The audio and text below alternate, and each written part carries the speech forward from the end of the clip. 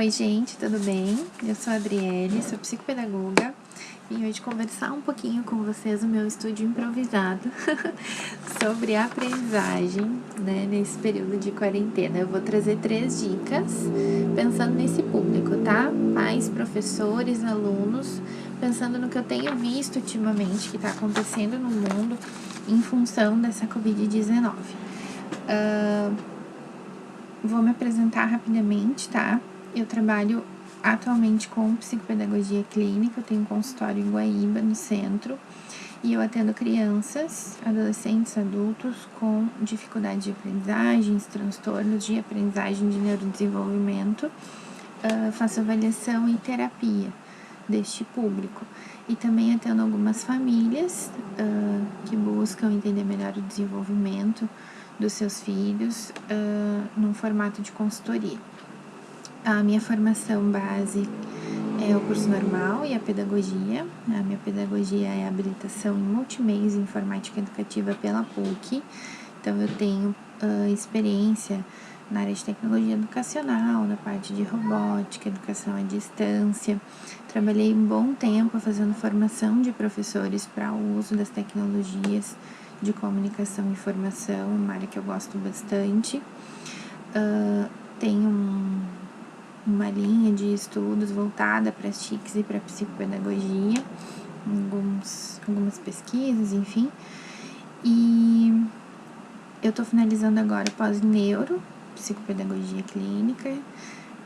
A neuro deu um boom nos meus atendimentos, é uma área que eu gosto muito. Eu sou apaixonada, na verdade, por como as pessoas aprendem e como elas se desenvolvem. Então, tudo que me ajuda a entender isso, né, faz parte do meu universo. E as neurociências vêm trazendo agregando muito valor, né, nesse conhecimento. Bom, quero conversar com vocês hoje um pouquinho sobre o que está se passando no mundo hoje, né, e trazer algumas dicas que eu acho que podem ajudar. Então, a minha primeira dica é sentimentos.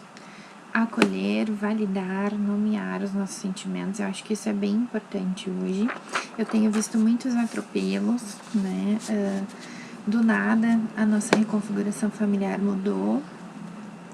Aliás, nossa configuração familiar mudou e se reconfigurou. E a gente tá passando muito mais tempo em casa, né? Muito mais tempo com os filhos, tá tendo que se adaptar a home office, tá fazendo várias coisas ao mesmo tempo, né? Então, a gente não teve muito tempo para processar isso, né? Aconteceu tudo muito rápido. Então, primeira coisa, antes de pesquisar 50 atividades para eu fazer em casa com meu filho durante a quarentena, é eu entender o que eu tô sentindo, né? O que tá se passando no mundo e que tem várias pessoas sentindo mesmo, que isso não é ruim, né? Essa ansiedade, esse não saber o dia de amanhã, essa preocupação, né, em relação a várias questões, ela é comum, né? Eu penso assim que cada um dentro da sua realidade, né, e tá tentando abstrair, entender, enfim, resolver de alguma forma, mas ela é mundial, né? Então não estamos sozinhos e eu acho que é muito importante no primeiro momento parar, respirar e ver o que a gente tem. E aí a gente vai para a dica 2, que é a dica de rotina, tá? Isso é o que eu posso falar dentro da minha especialidade, tá? Quando eu falo de sentimentos, a gente vai muito para uma área da psicologia que não é meu ramo, né? Eu não trabalho com comportamento, não intervenho, não é essa a minha formação. Mas eu posso falar de rotina como segurança e como previsibilidade, né? A rotina é o que dá isso tanto para as crianças quanto para os adultos. Enfim, a gente está sempre com essa necessidade de se planejar, né? De se organizar melhor. Só que nesses dias tá difícil, porque a gente não sabe muito bem o que vai acontecer, né? Então, em termos de rotina, eu sugiro uma rotina mínima, né? E uma rotina possível. Porque não adianta a gente criar a ilusão de que a gente vai trabalhar em casa, né? Dar conta da casa, dos filhos, fazer 20 atividades diárias com as crianças. A gente tem que ter uma ideia real, né, do que tá se passando, pra gente não colocar a expectativa lá em cima e se frustrar. não fazer nada também não é legal, né? E aí nisso a rotina nos ajuda a dar uma previsibilidade possível do que a gente pode fazer. E quando eu falo de rotina mínima, eu falo de rotina mínima de aprendizagem também, né? As crianças não estão indo às escolas, então eles sentem, né? É um baque para eles também, dessa rotina que eles já estão acostumados. E tentar manter uma rotina mínima de aprendizagem em casa, ela é bem necessária nesse momento, tá? Não tô falando de massacre às crianças, nem nada disso, muito menos aos pais. É mínima mesmo, tá? Pra gente conseguir ter essa sensação, até para o cérebro entender, porque o cérebro da gente trabalha com hierarquias, né? Então, o cérebro precisa entender que as coisas estão diferentes, mas que a gente está tentando seguir de alguma forma. Então, a dica 2 é essa, tá? Investir numa rotina que seja possível nesse momento, tá? Numa rotina mínima de aprendizagem. E aí, o que a gente tem que vai nos ajudar, que é a dica 3. Educação à distância, tá? Eu tenho uma caminhada, assim, de educação à distância, tô longe de ser especialista nisso, eu conheço pelo que eu trabalhei, na experiência que eu tive da faculdade e do meu trabalho. E eu penso que a educação à distância é a realidade imposta, é o que a gente tem hoje, tá? Ninguém estava preparado para isso, né? Para a escola presencial simplesmente não existia, aliás existe, mas a gente não pode, né, frequentar. Então, a educação à distância caiu de paraquedas no colo das famílias, né, das escolas, dos professores, dos alunos. E a educação à distância, ela é uma área de conhecimento, então ela tem seus próprios fundamentos, seus conceitos. Ela é estudada há um bom tempo por vários pesquisadores, né? Para entender melhor, tem muito artigo, tem muito material legal disponível na internet, tem livros, enfim, para a gente poder se aprofundar. Mas o que eu tava falando é que não é uma realidade que a gente optou, ela é o que a gente tem hoje, né? Se a gente pensar que a gente tem que seguir a vida de alguma forma para a gente poder seguir com essa rotina mínima, a educação à distância é a solução que a gente tem hoje, tá? Eu sei que tem muita gente que fica de fora desse processo, porque vivemos num país muito desigual, né? Então, quando a gente fala de educação à distância, a gente também tem que pensar que tem crianças que não têm acesso, né? No computador, internet, no celular, enfim, dados, que é tudo muito limitado, né?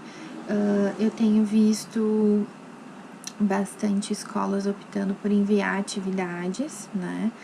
Primeiro eu quero deixar bem claro que eu acho louvável a iniciativa das escolas de seguir de alguma forma, mesmo não tendo esse embasamento para a educação à distância ideal, digamos assim, tá se fazendo um movimento, eu acho isso muito legal. Eu tenho visto muitos professores, gestores trabalhando muito, né, para tentar dar essa assistência para os alunos à distância. Isso é muito, muito legal mesmo, tá? O que eu tenho visto, questão de recursos, né, de ferramentas, muita folhinha para casa para imprimir. Gente, eu não sou contra folhinha, tá? Eu acho que é um recurso que a gente tem. Mas hoje a gente tem que pensar que como a gente tá longe, né, as famílias, os alunos estão longe das escolas e dos professores, a gente tem que planejar para esse público que tá longe. Não dá pra gente seguir um planejamento como se eu estivesse na aula presencial, porque não vai ser efetivo, né? Quando a gente tá na sala de aula com os alunos, a gente media, né, aquele processo de aprendizagem. E longe, mandando atividades assim, não. Então, a gente tem que pensar, né, se essa criança vai ter alguém para fazer essa mediação, né? Porque os pais estão trabalhando, os pais estão preocupados que precisam trabalhar. Então, o que eu tenho visto são alguns excessos, assim. Por exemplo, semana passada eu conversei com uma mãe que me disse que recebeu 30 folhas para imprimir de atividades pedagógicas. E aí eu começo a pensar na escola conteudista, né? No paradigma conteudista, que a educação à distância justamente tenta quebrar, de certa forma. Porque a gente tem muito recurso e muita ferramenta disponível, né? Falando de educação à distância. A gente tem muito software, a gente tem tipos de software, vou fazer depois um vídeo explicando melhor isso, mas a gente tem softwares de autoria, a gente tem jogos, a gente tem tutoriais, a gente tem muitas ferramentas, tá? E muita coisa, assim, acessível, né? O que eu percebo é o meio, né? Para que é que isso está sendo usado? O conteúdo em si, ele é um meio para chegar, né, a um conhecimento, ao desenvolvimento de uma habilidade, de uma competência. E aí eu fico me perguntando, né, se esse número grande de folhinhas está garantindo isso de alguma forma. Eu entendo que é o que a gente tem para hoje, tá? Mas eu também quero dizer que a gente tem outros recursos e outras possibilidades. Não sei se eu tô conseguindo me explicar. E que a gente tem que ter muito claro o nosso objetivo, né? É como eu nos atendimentos. Eu migrei, né, dos atendimentos presenciais porque não são seguros nesse momento para o formato online, então eu estou adaptando todos os meus recursos para conseguir atender os pacientes à distância. Não é fácil, é muito desafiador, mas hoje a gente tem muito mais ferramentas disponíveis do que há, sei lá, 30 anos atrás.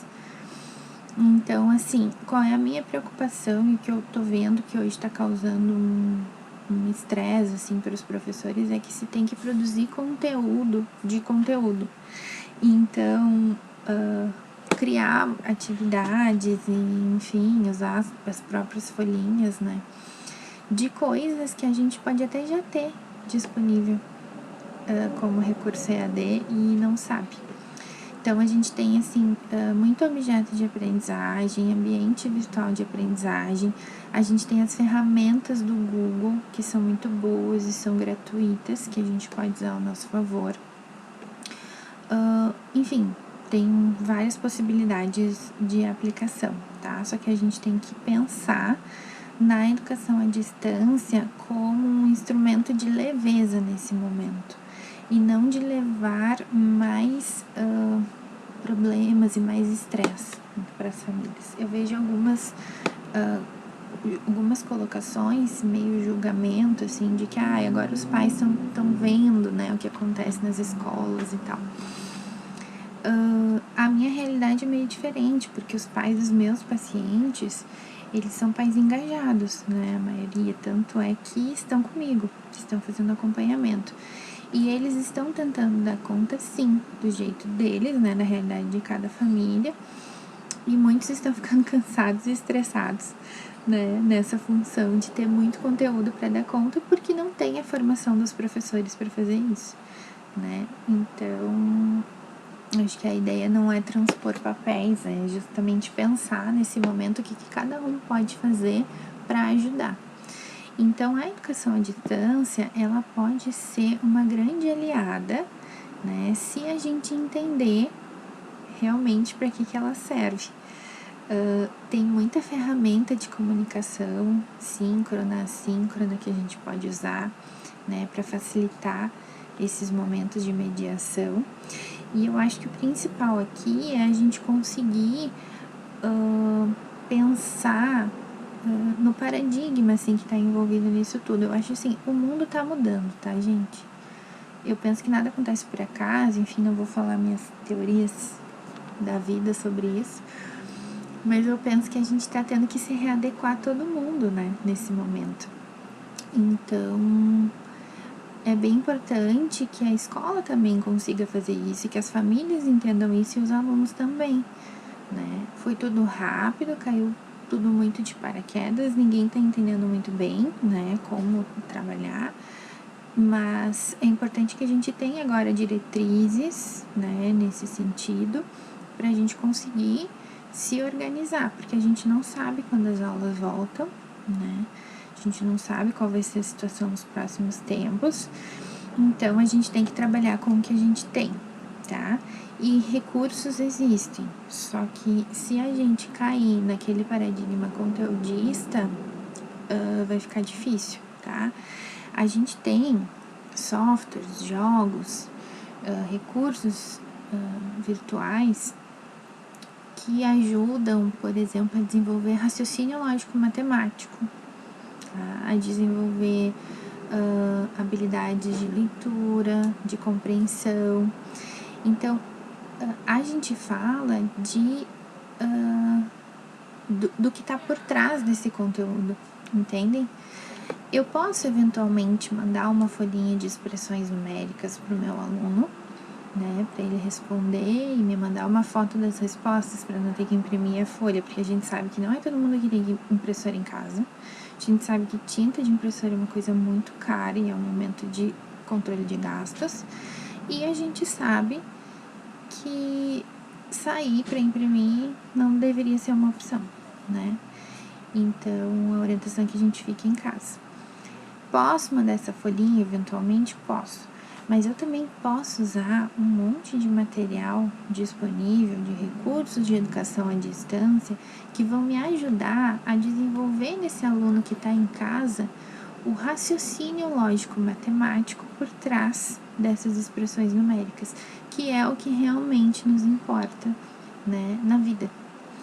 Então, por isso que eu falo, é uma reflexão, né, de todo esse momento que a gente está vivendo.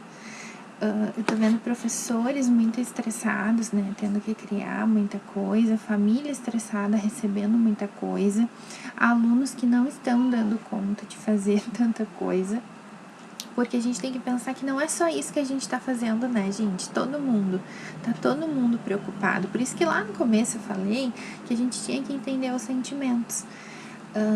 A gente tem muitos estudos agora de neurociências que relacionam cognição e emoção. Então, a gente tem que aceitar que a gente está num período difícil, né? Que a gente está tendo que lidar com todos esses sentimentos, essas coisas todas. E que a gente vai manter uma rotina mínima de aprendizagem, né? Se a gente utilizar bem os recursos que a gente tem. Eu sei que não é fácil, né? É desafiador, mas a gente tem que se ajudar. Tá? Eu tô já pensando no material, eu sei que tem mais pessoas que estão se movimentando nesse sentido, pra gente conseguir dar um suporte maior para quem precisa nesse momento, tá? De qualquer forma, a gente tem muita coisa disponível na internet hoje. Bom, quero finalizar dizendo para vocês que os meus parceiros da Código Kid Guaíba, eu sou de Guaíba, já falei lá no começo, né? Eles têm um presente para vocês que estão me assistindo hoje, que é o EducaCross.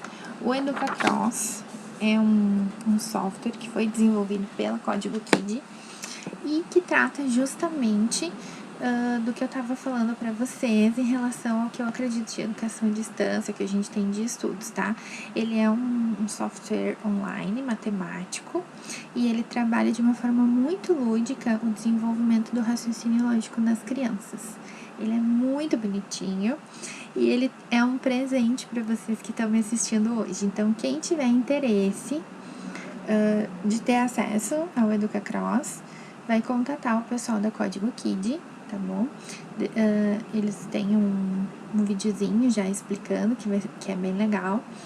E aí aproveitem, tá? A gente tá com bastante material legal na internet, né? Vou dar um exemplo para vocês. Tem vários museus que abriram visitação online. Tem um monte de artistas fazendo contação de histórias, espetáculos de teatro, dança, né? Tem vários movimentos culturais. Isso também é aprendizagem, gente. Não é só o conteúdo da folhinha, tá? A gente aprende. Imaginem o quanto uma criança aprende numa aula guiada num museu online. Então, tá na hora da gente ampliar um pouquinho, né? A nossa forma de ver o mundo. E quero finalizar com um recadinho pra vocês, tá? Eu tô falando isso desde o começo, a gente vai ficar bem, vamos passar por isso. Hashtag fiquem em casa, todos que puderem, vamos ficar em casa por quem não pode ficar.